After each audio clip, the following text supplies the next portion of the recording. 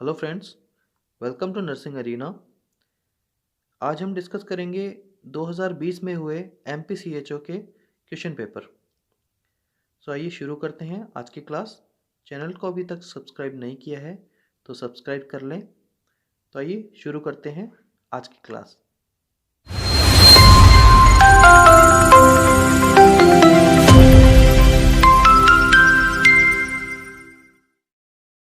Question number 1, vitamin D deficiency results in. Vitamin D की deficiency से क्या problem हो सकती है?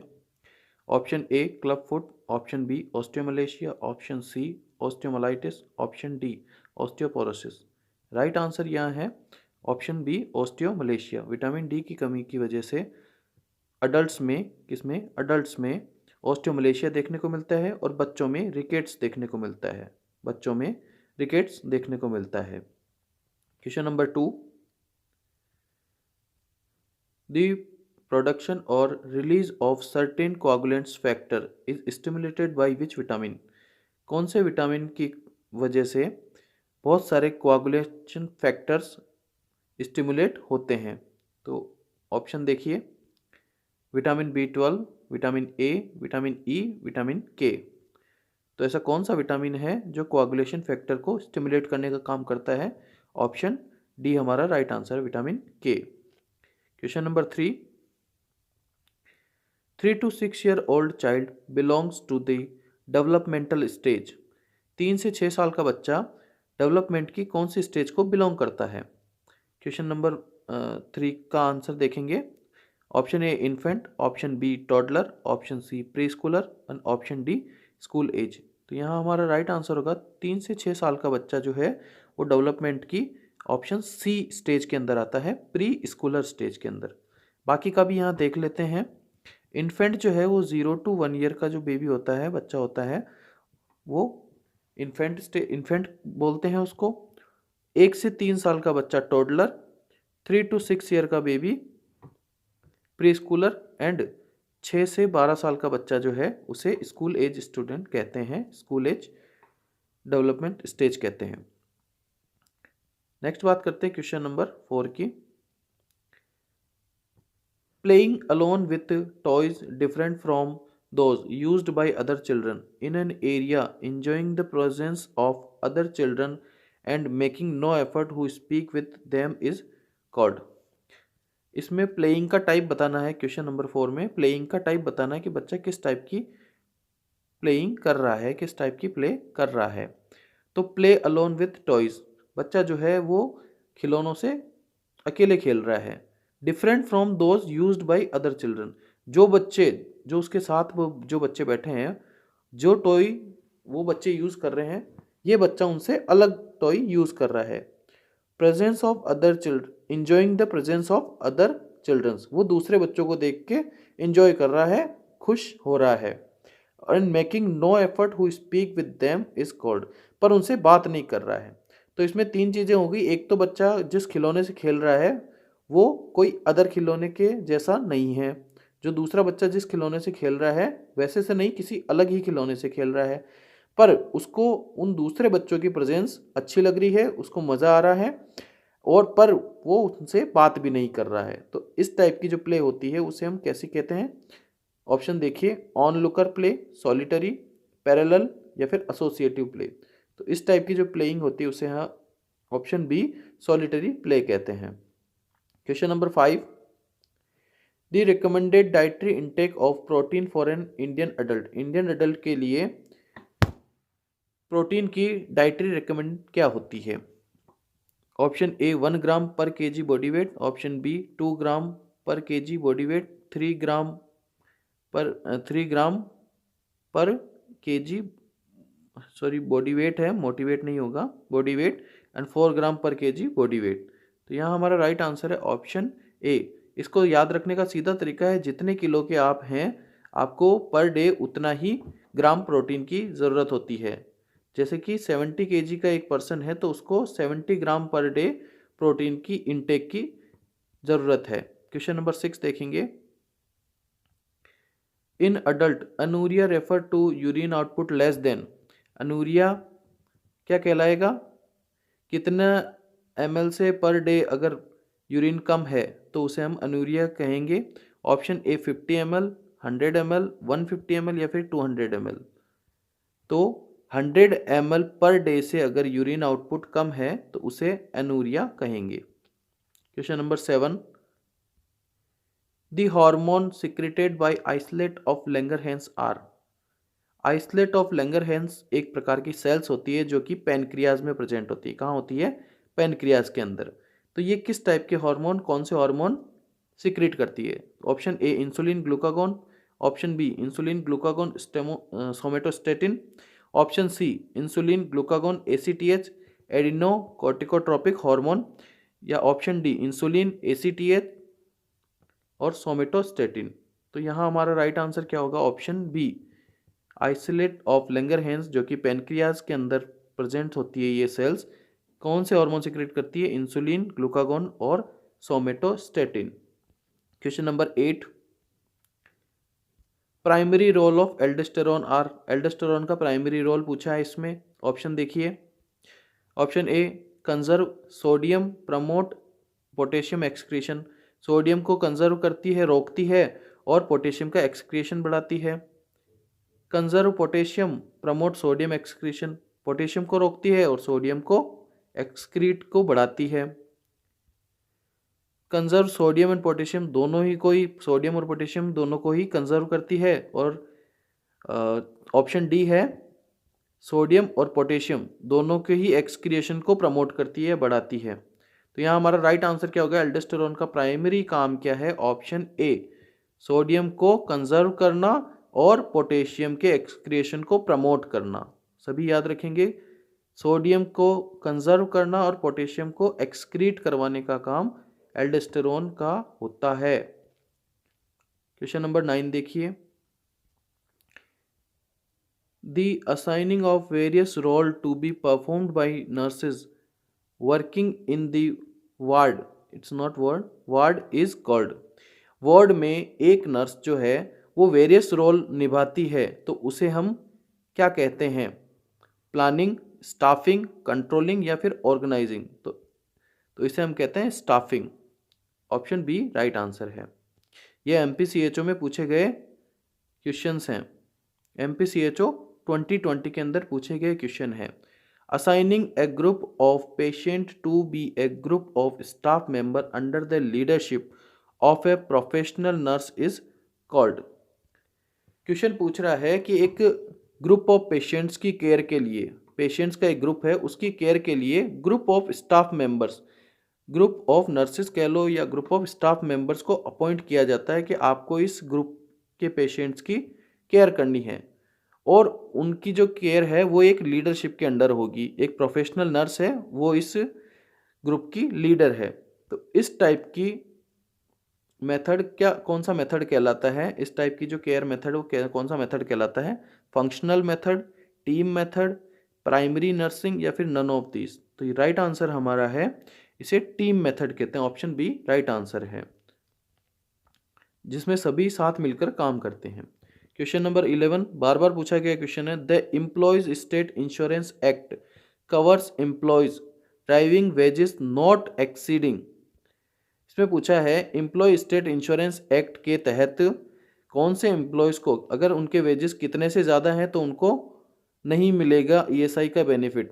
तो 90,000 per month, option B 20,000 per month से ज़्यादा है तो, 21,000 पर मंथ से ज़्यादा है तो, या 22,000 पर मंथ से ज़्यादा है तो। ईएसआई के बेनिफिट 21,000 से कम की सैलरी वालों को ही मिलता है, उससे ज़्यादा वालों को ईएसआई अप्लाई नहीं होता है according to ESI act. Question number 12 देखिए, during an accident severe blood loss results in. Accident के दौरान सीवियर ब्लड लॉस हुआ है तो उसको क्या प्रॉब्लम होगी? हाइपोग्लाइसीमिया, शॉक, एनाफाइलेक्सिस या फिर सेप्सिस। सीधी सी बात है, सीवियर ब्लड लॉस हुआ है तो उसका फ्लूइड वॉल्यूम कम हो जाएगा, ब्लड वॉल्यूम कम हो जाएगा, और ब्लड वॉल्यूम कम होने की वजह से पेशेंट का बीपी फॉल हो जाएगा, ब्लड प्रेशर गिर जाएगा और वो हाइपोटेंशन की कंडीशन में होगा, और ऐसी कंडीशन को हम क्या कहते हैं? शॉक। तो बी हमारा राइट आंसर है। Question number 13, the parameter assessed using Glasgow coma scale are. Glasgow coma scale में कौन से पैरामीटर यूज किए जाते हैं? ऑप्शन देखेंगे, eye opening response, best verbal response, best motor response. Option B देखिए, eye response, best verbal response, best stimuli response. Option C, eye response, best response, best motor response. And option D, none of these. तो यहाँ हमारा right answer क्या है? ग्लासको coma scale में जो parameters होते हैं वो कौन कौन से? एक तो होता है आई, ऐसे याद रखना, EVM, eye verbalization and motor response. Eye opening, eye response, verbal response and motor response, ये तीनों ग्लासको कोमा स्केल को मेजर करने की पैरामीटर्स हैं। Question number 14, the objective of nursing personal management include all except. CHO के exam में इस accept का बहुत बड़ा रोल होता है। ज़्यादातर क्वेश्चन एक्सेप्ट करके पूछे जाते हैं, मतलब 3 ऑप्शन सही हैं और 1 गलत है। तो यहाँ पे भी कुछ ऐसा ही पूछ रहा है, the objective of nursing personal management, nursing personal management के ऑब्जेक्टिव, इनमें से एक ऑब्जेक्टिव नहीं है, बाकी 3 ऑब्जेक्टिव हैं। तो राइट आंसर हमारा क्या होगा, देखते हैं। Option A, upgrade and promote existing staff wherever possible. Option B, to maintain discipline. Option C, to take all steps to have excessive hours of work। And option D, to maintain standard of remuneration. तो यहाँ हमारा right answer क्या होगा? Option C, to take all steps have excessive hour of work.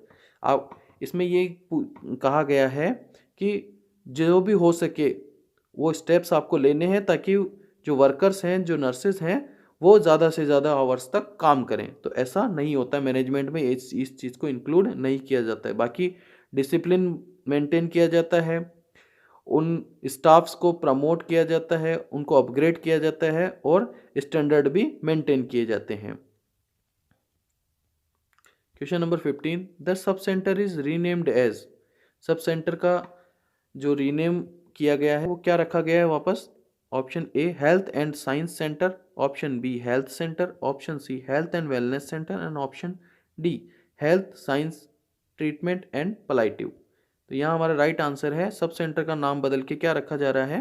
Health and wellness centre, जहाँ CHO posted होंगे। Question number 16 देखिए, the process by which amniotic fluid is obtained for testing is. वह process जिसमें amniotic fluid को test करने के लिए obtain किया जाता है, लिया जाता है, तो उस प्रोसेस को हम क्या कहते हैं? Chorionic villus sampling, amniocentesis, option C, fetal blood sampling, या option D, none of these. तो यहाँ हमारा राइट आंसर है, एमनियोटिक फ्लूइड को ऑब्टेन करना टेस्टिंग के लिए ये प्रोसेस क्या कहलाती है? Option B, amniocentesis. Question number 17, before birth the alveoli in the baby's lungs are expanded and filled by. Baby के बर्थ के पहले, बिफोर द बर्थ, बेबी के बर्थ के पहले जो एल्विलाइज होती है, एल्विलाइज क्या है? लंग्स की स्मॉलेस्ट यूनिट है, स्मॉलेस्ट यूनिट ऑफ लंग्स। तो लंग्स की स्मॉलेस्ट यूनिट है, तो इसमें बर्थ से पहले बेबी के एल्विलाइज में क्या भरा हुआ रहता है? फिल्ड बाई, क्या भरा हुआ रहता है? एयर, फ्लूइड, ब्लड या फिर म्यूकोनियम। तो यहाँ हमारा राइट आंसर है ऑप्शन बी, फ्लूइड भरा रहता है, और after birth air. Question number 18, the diagnostic test for malaria in, the diagnostic test for malaria includes all except. इनमें से देखिए फिर से क्वेश्चन आया है एक्सेप्ट वाला, इसमें से 3 डायग्नोस्टिक टेस्ट हैं और 1 नहीं है। तो option A, rapid diagnostic test, option B, serological test, option C, microscope, and option D, haemoglobin test.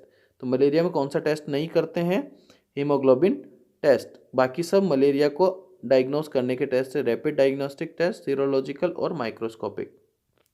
Question number 19, mode of transmission of hepatitis C is. Hepatitis C के transmission, mode of transmission क्या है? Faecal route, droplet nuclei, contaminated blood, या फिर option D, none of these. तो right answer है contaminated blood. Hepatitis C and hepatitis B दोनों जो है वो कंटामिनेटेड ब्लड के थ्रू ट्रांसमिट होते हैं। Question number 19, what is the dose of vitamin A for an infant at 9 month of age? 9 month की एज में विटामिन ए का डोज क्या होगा? 1 lakh international unit, 2 lakh international unit, 3 lakh international unit. तो ये हमारा राइट आंसर क्या होगा? 9 मंथ पे अपन कितनी डोज देते हैं विटामिन ए की? तो ऑप्शन ए 1 लाख इंटरनेशनल यूनिट। और फिर कितनी देते हैं? फिर 2 लाख इंटरनेशनल यूनिट तक हम देते हैं। Question number 20, the first line of drug for treatment of tuberculosis. Tuberculosis की फर्स्ट लाइन ड्रग्स पूछी है, तो ऑप्शन देखिए। Option A isoniazid, rifampicin, pyrazinamide, ethambutol and streptomycin. Option B देखिए, rifampicin, INH, streptomycin, PAS and amikacin. Option C rifampicin, INH, streptomycin, kanamycin and ethambutol. And option D INH, streptomycin, kanamycin and PAS. तो first line drug कौन कौन सी हो गई? 5 drugs आती है उसमें, isoniazid, rifampicin, pyrazinamide, ethambutol and streptomycin. ये पांचों जो हैं वो फर्स्ट लाइन ड्रग हैं। बाकी इसमें सेकंड ऑप्शन में पीएएस और अमिकासिन दोनों सेकंड लाइन ड्रग है। कानामाइसिन, इसमें भी कानामाइसिन जो है सी ऑप्शन में सेकंड लाइन ड्रग है। और फोर्थ में कानामाइसिन और पीएएस दोनों सेकंड लाइन ड्रग हैं। Question number 21, ICDS means, ICDS का पूरा नाम बताना है। International child development scheme. Option B child development scheme. Option C integrated child development scheme and option D initiated child development scheme. तो ये बहुत ही इंपॉर्टेंट है, पहले बता देता हूँ ये कब आया था। 1975 में ये लॉन्च हुआ था आईसीडीएस, और इसका फुल फॉर्म है integrated child development scheme. Option C right answer. Question number 22, the gross motor development of 6 to 8 month old infant is. 6 to 8 month का जो इन्फेंट है उसमें ग्रॉस मोटर डेवलपमेंट कौन सा देखने को मिलेगा? Option A hold head erect, सर को एकदम से सीधा होल्ड रख सकता है baby. Option B sit without support. Option C crawling and option D stand with support. तो यह हमारा राइट आंसर क्या होगा? यह हमारा राइट आंसर होगा ऑप्शन बी। राइट आंसर क्या होगा? Option B sit without support. Question number 23, flattening और falling of the child's weight curve is an earliest indication of. सीधा सा क्वेश्चन पूछ रहा है, चाइल्ड्स वेट्स कर्व इज जो डाउन जा रहा है, चाइल्ड का वेट है, बच्चे का वेट है वो गिर रहा है, उसका जो वेट का कर्व है वो नीचे की तरफ जा रहा है और फ्लैटेंड हो रहा है। तो उसका कारण क्या हो सकता है? Vitamin A, option B micronutrient deficiency, option C protein energy malnutrition, या ऑप्शन डी वर्म इन्फेस्टेशन। तो राइट आंसर है option C protein energy malnutrition की वजह से बच्चे का जो वेट है, वेट कर्व है वो फ्लैटेंड हो रहा है या नीचे गिर रहा है। इसमें क्या होता है? बच्चे का वेट गिरता जाता है। प्रोटीन एनर्जी माल न्यूट्रिशन, PEM भी कहते हैं इसको। और इसकी 2 मेजर डिजीज होती है, क्वाशिगोर एंड मेरेस्मस। क्वाशिगोर एंड मेरेस्मस दोनों प्रोटीन एनर्जी माल न्यूट्रिशन डिजीज है। Question number 24, the concept of primary health care was recommended by.